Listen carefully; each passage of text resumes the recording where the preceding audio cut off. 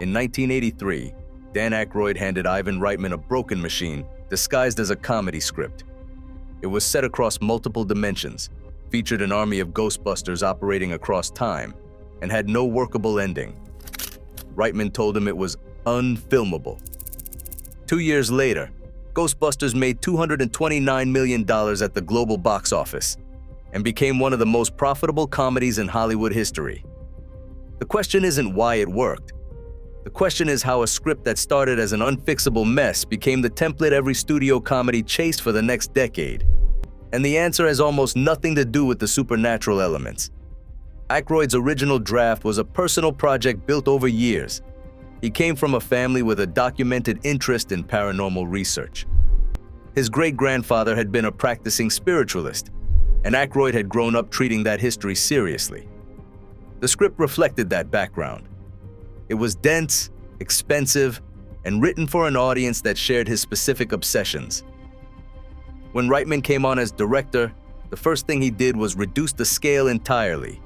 No future setting, no multi-dimensional travel. 3 men in New York City with a converted ambulance and a business plan with no realistic path to profit. That decision changed everything. Most projects get bigger when they break. This one got smaller, and that's why it worked. Most studios in that position would have pushed for more locations, more ghosts, more spectacle to justify the budget. Reitman went the other direction and built something that could actually be controlled during production. The result was a film that felt larger than its parts because the parts were precisely calibrated.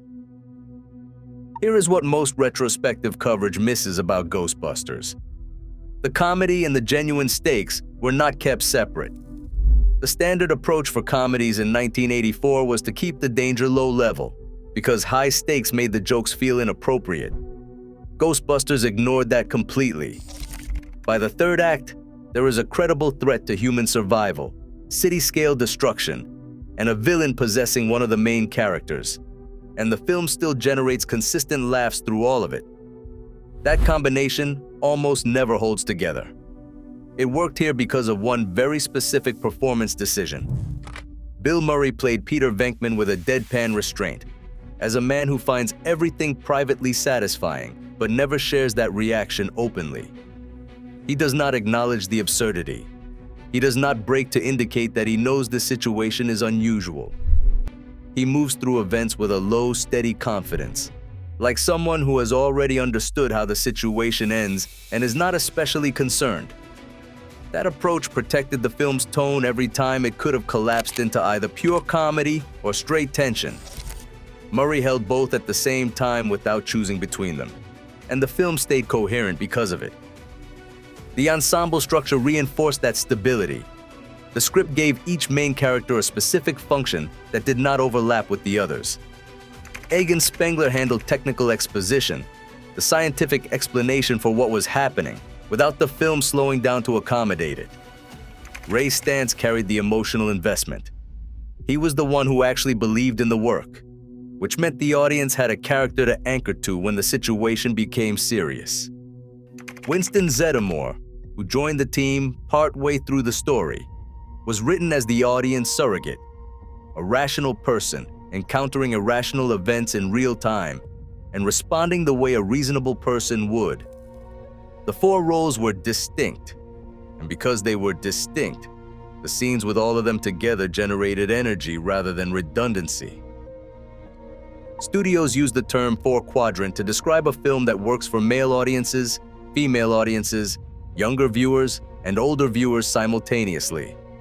It is the commercial ideal, and almost no film achieves it by deliberate design. Ghostbusters hit all 4 categories without appearing to try.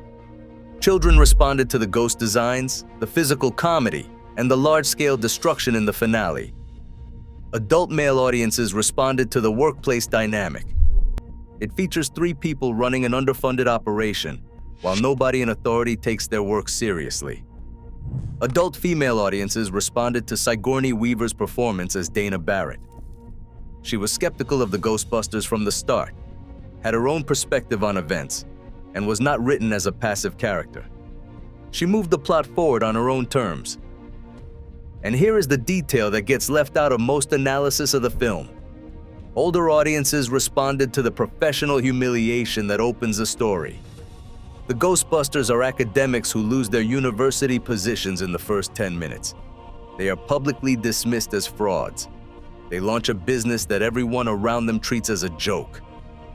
The EPA inspector who becomes the actual antagonist of the film does so not because he is evil, but because he genuinely believes they are con artists. That professional dismissal gave the film an emotional layer that ran underneath the comedy for the entire runtime. It did not pull focus from the jokes. It gave the audience a reason to want the Ghostbusters to succeed. Subscribe if you want more of this. This channel covers how specific creative decisions, in writing rooms, on set, in the editing bay, determined whether a film or show became a cultural event or disappeared. New video every week. The plot mechanism that holds the third act together is introduced quietly in the first half of the film. The containment unit is the system the Ghostbusters use to store captured ghosts. It appears briefly, Egon explains what it does, and the film moves on. When the EPA inspector shuts it down later, every ghost stored inside is released at the same moment. That single decision, plant the mechanism early and pay it off at maximum scale, is what makes the finale feel constructed rather than arbitrary. The audience had been given the information. The film just waited for the right moment to use it. Reitman kept the editing pace consistent across all 105 minutes. There is no section of Ghostbusters where the forward movement stops. Every scene either advances the situation or establishes something that the film uses later. The library ghost in the opening sequence, the containment unit, the EPA inspector's investigation. Each of these elements was placed where it was because it needed to connect to something downstream.